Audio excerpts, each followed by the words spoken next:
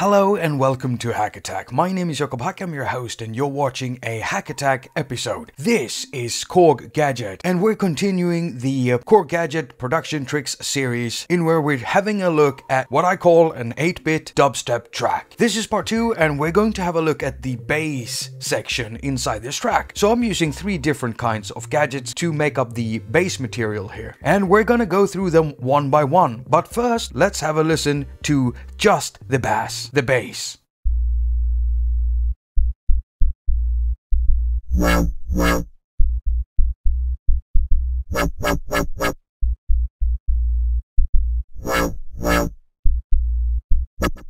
So I'm using 2 different types of sections to make up my bass, and in one section I'm using a more subbier type of bass being produced by the Chicago gadget here, and then I'm alternating between the sub bass and the wobble dubsteppy bass being produced by the Miami gadget right here. But then I have this section where I'm using a Phoenix gadget to produce the bass.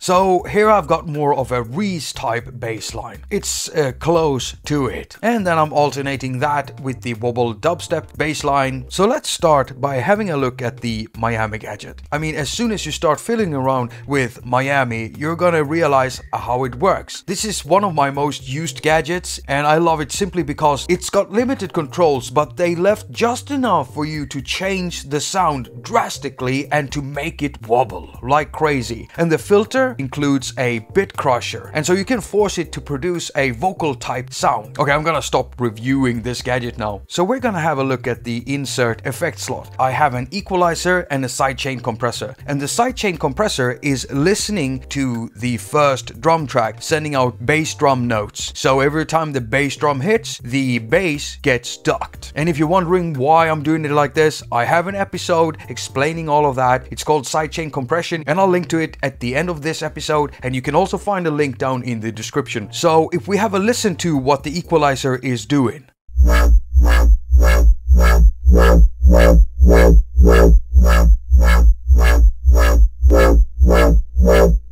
Now, if we head on into the equalizer, we can see that I am cutting heavily in the mid-range, and that's because I want my bass to be more subby. So I'm following my standard rule that if I want the bass or maybe the highs to be more pronounced, then I'll just simply cut away in the middle of the frequency spectrum, and then those other frequencies will be more prominent. So if we look at the equalizer settings, I'll put the Q point at 7.2 and the frequency at 542 Hz and pull down 15 decibels. So all the way down, just killing the frequency there. Let's head on over to the Phoenix gadget.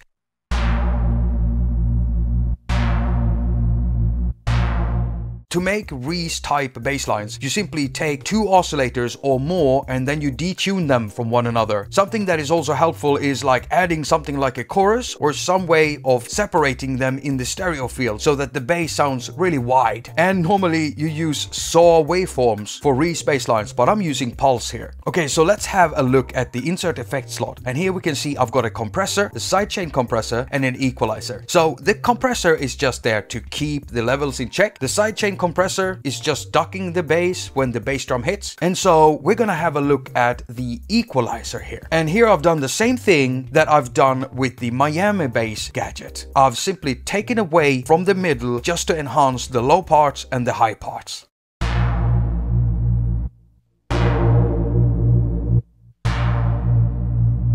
So I'm just making this sound more bassy. Okay, so let's have a look at the last bass gadget, and that's Chicago. And I'm simply using this to produce a sub bass line.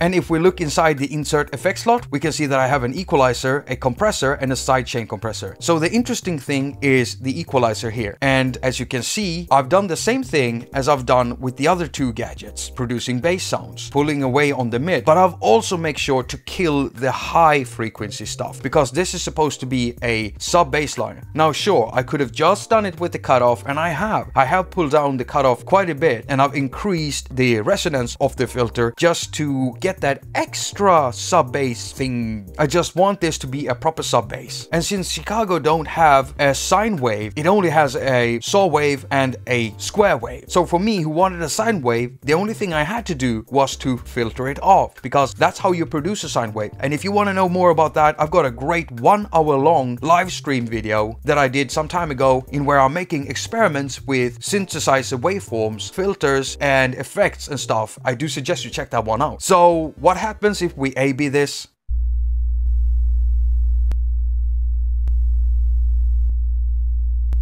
Right, so there you go. In the next episode, we're gonna have a look at the screaming lead and the bit chord. So stay tuned for that. Thank you so much for watching. All comments and ratings are very much appreciated. I've also got a Patreon account, so if you want to support creativity and good content, if you find value in the content that I produce, then why not sign up on Patreon? All Patreons get access to a playlist in where you can watch all Patreon exclusive videos, including Patreon exclusive live streams. Now, if you don't want to do Patreon, then I've also got a PayPal me link, so you can do a one-off donation if you'd rather do that. Now, if you don't want to do either Patreon or PayPal, then you can always share my videos, press the thumbs up, and if you subscribe, don't forget to press in that little bell thing that pops up right beside the subscription button, because that way you'll get notified whenever I make and upload new videos. As usual, I wish you a very productive week. Now go finger all of your stuff and have a lot of fun doing it.